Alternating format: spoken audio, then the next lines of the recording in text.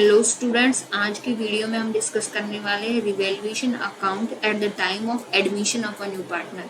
जब हमारा नए पार्टनर का एडमिशन हो रहा है और हमारी एसेट्स को रिवैल्यू हम कर रहे हैं, तब किस तरह से अकाउंटिंग ट्रीटमेंट होगा वो हम एक न्यूमेरिकल क्वेश्चन की हेल्प से समझेंगे। This is our question.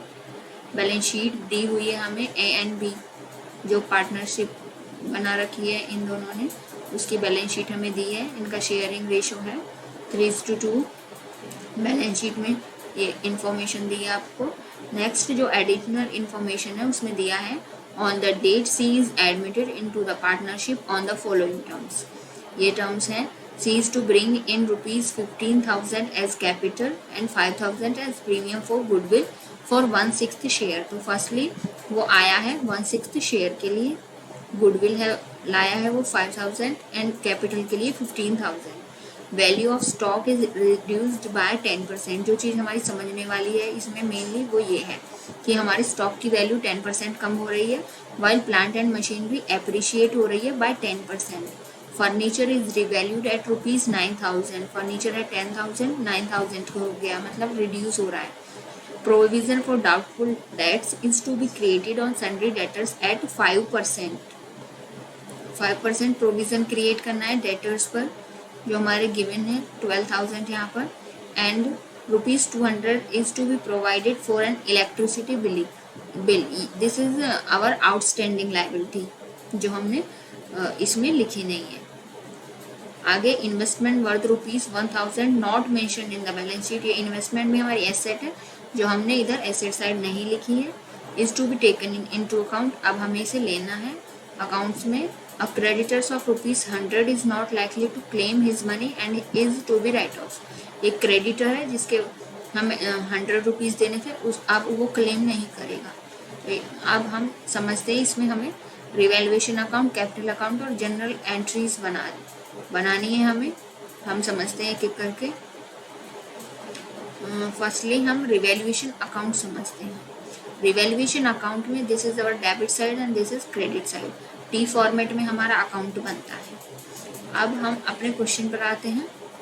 एक एक करके सारी एसेट्स हमें लिखनी होती है जो भी रिवैल्यू हुई है। यहाँ पर सबसे पहले stock is reduced by 10%। Stock की वैल्यू है 15,000। 15,000 का 10% रिड्यूस हुआ है, तो डेबिट साइड जो चीज़ें उसके पार्टनरशिप फर्म के लिए लॉस की हैं वो डेबिट में, जो प्रॉफिट की चीज़ें हैं वो क्रेडिट में। तो स्टॉक हमारा रिड्यूस हुआ है, लॉस की बात है, तो हमने यहाँ लिख दिया 15,000 का 10% 1,500।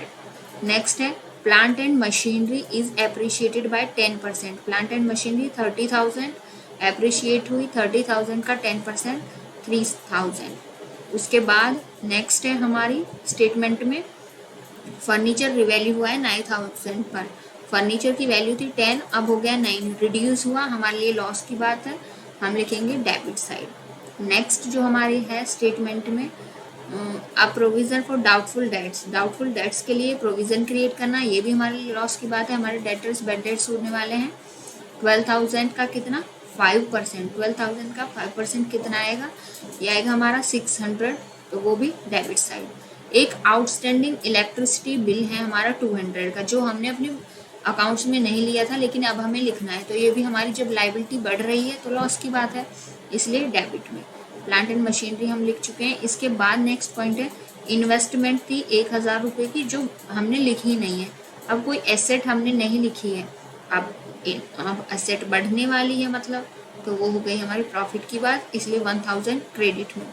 इसके बाद लास्ट है हमारा सन्ड्री क्रेडिटर्स हैं ₹100 के, जो कि अब क्लेम नहीं करेंगे। अब क्लेम नहीं करेंगे, ये भी हमारे लिए प्रॉफिट की बात है कि अब क्रेडिटर्स को पैसा नहीं देना है, तो ये आ गया हमारा क्रेडिट में। इस तरह जो भी एसेट और लाइबिलिटीज़ के बारे में इंफॉर्मेशन थी, जो हमारे लिए लॉस की बातें हुई वो हमने डेबिट में लिखी, जो हमारे लिए प्रॉफिट की बातें हुई वो हमने क्रेडिट में लिखी।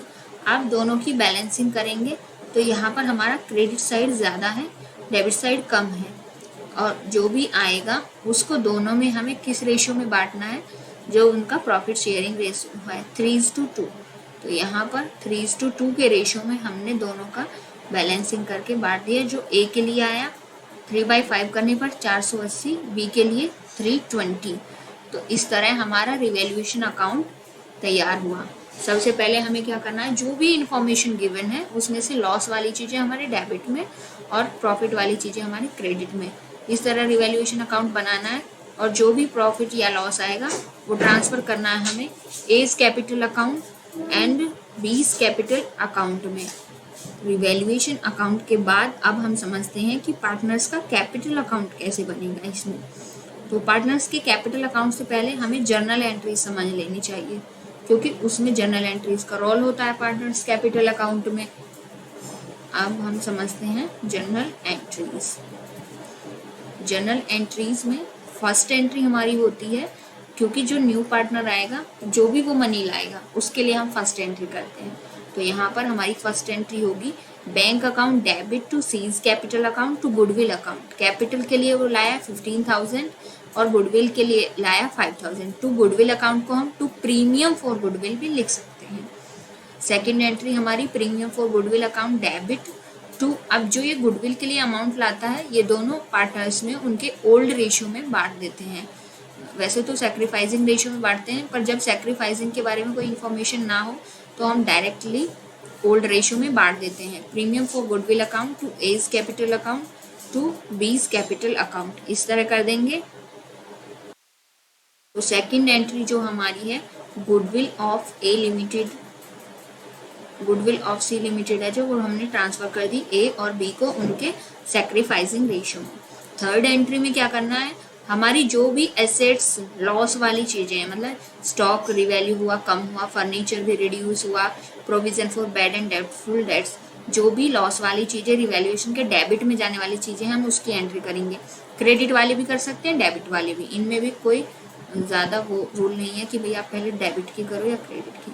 हम यहाँ पर पहले कर रहे हैं डेबिट की। Revaluation account debit to stock जितने से रिड्यूस हुआ 1500 से, फर्नीचर 1000 से और डाउटफुल डेट्स के लिए प्रोविजन 600 से, तो टोटल रिवैल्यूएशन हुआ 3100 रुपये का। इसी तरह रिवैल्यूएशन के क्रेडिट में आने वाली जो टर्म्स हैं, प्लांट एंड मशीनरी, इन्वेस्टमेंट, दोनों डेबिट टू रिवैल्यूएशन, ये हमने ट्रांसफर कर दिया। आउटस्टैंडिंग इलेक्ट्रिक, ये वाली एंट्री भी इसके साथ हो सकती है। ऐसे ये इलेक्ट्रिसिटी बिल वाली जो एंट्री है रिवैल्यूएशन के डेबिट में आने वाली चीजें हैं।